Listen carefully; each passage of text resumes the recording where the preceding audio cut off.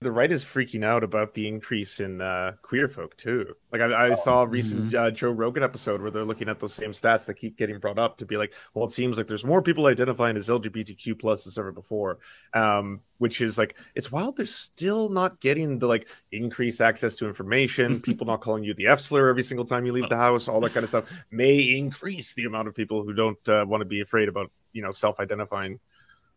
Yeah, well, listen, for those who don't know why there's so much more queer people, we are recruiting, okay? We try to hide it, but we are actually recruiting, okay? I got 5 this week, so yeah. Welcome. You gave him the woke mind virus. Hey, Mike, I'm going to tell you, that's going to be a hell of a soundbite that they're going to flip out and say, we found them. We found the one groomer. Well, you know what's funny is that when I was younger, I actually did believe that. And my thought was that, like, oh, they're recruiting because they want to like expand the dating pool. Like I was like 17, right? So, you know, brain not fully formed. I actually thought that this was a thing. I mean, this is what I was told, right? Wow. But it's funny. The only reason why I thought that they could recruit was because I was susceptible to being recruited because I know how I felt, right? And so when these people say things like that, it does make me question them. And like I get people say, "Oh, Mike thinks everyone is gay," but seriously, there's so many things that are red flags to me. Yeah, I think that to an extent that's true. Yeah, but like it comes back to the whole Doubt protest too much, right? If you like. Shia Rychik, best example ever, when she was on Tucker Carlson, she was like, oh, yeah, and, you know, LGBT, they're recruiting kids because it's so alluring. And, like, the way, I'm paraphrasing, but the way that she worded it was like, oh, she's a lesbian. Okay, this makes total sense. Yes. You know what I mean? So there are things that they believe because they are externalizing their internal struggle, whereas normal folks who don't have, I shouldn't say normal, but you know what I mean? Like people who are heterosexual and don't struggle with that, they don't have these feelings. They don't think that they could be recruited because they're not attracted to men. You can't make them attracted to men by putting a dick in front of their face. Like that's not how it works. And you only think that this happens if you want it to if you like think that it could happen to you. So yeah, Mike it's funny. said it all right there when that slip of the tongue when he said normal folks. Yeah, that was it right there. Mike, that's that evangelical coming out of you, man. That's true. Yeah.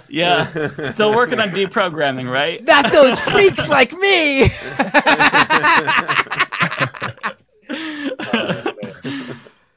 Yeah, there's like, hey, sorry, go ahead, Lance. Well, I was just going to quickly say, when right to your point, Mike, when people say that, when they're like they're recruiting or they're increasing because people want it for social media score, it's like, do you not know that like nearly half of all homeless youth are queer? Like half. Like there is no social media. I'm doing it for the gram. Everyone's doing it for the gram. I lost my job for the gram. Got kicked out of my house for the gram. You know, all this fucking terrible things that actually happens to queer kids. What for social media points? It's such a ridiculous talking point. Yeah, and it's not one of those situations where it's like, oh, they're doing it because they want to, you know, rebel against their parents and be cool. Like for me, I came out when I was like later, like I was 22, but I was still living with my parents. Like I had to make arrangements with my friend to stay in her trailer if I got kicked out because I thought it was like it wasn't like highly likely, but it was 50-50. Like it was a shock that I didn't come home and see like all my shit packed because I told my mom like, you've got to tell dad. I can't do it. I was going to try. And she's like, I don't want to tell him. Like, I'm not going to fucking tell him. And you have to tell him. He's going to find out. And I'd rather him find out now.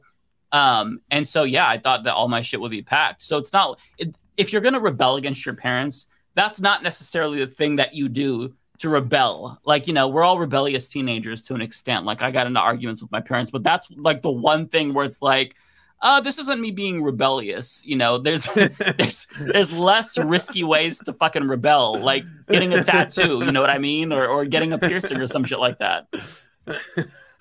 Which I did do. I did get, you know, piercings and tattoos and they hated it. My dad hated it actually, especially. He said, when I was trying to convince, so in 6th grade, like all the other kids, like all the other boys had like the one ear piercing, not on the gay ear. And I wanted the one ear piercing. Which right? was the gay ear again? I think the left ear was the non-gay one. And the right ear was gay, but you had to have, I think, a piercing up here.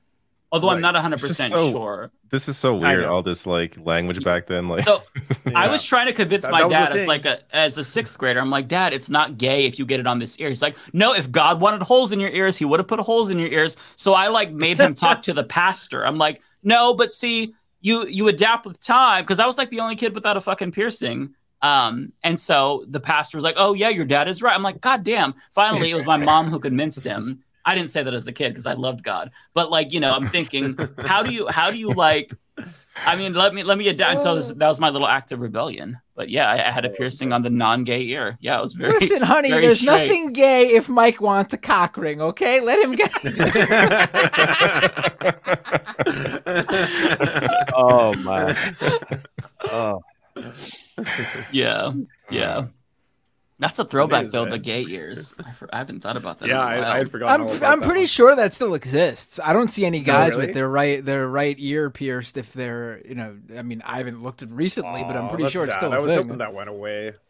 I see most dudes just have both piercings now. Like I rarely see that's what somebody with one piercing. Yeah.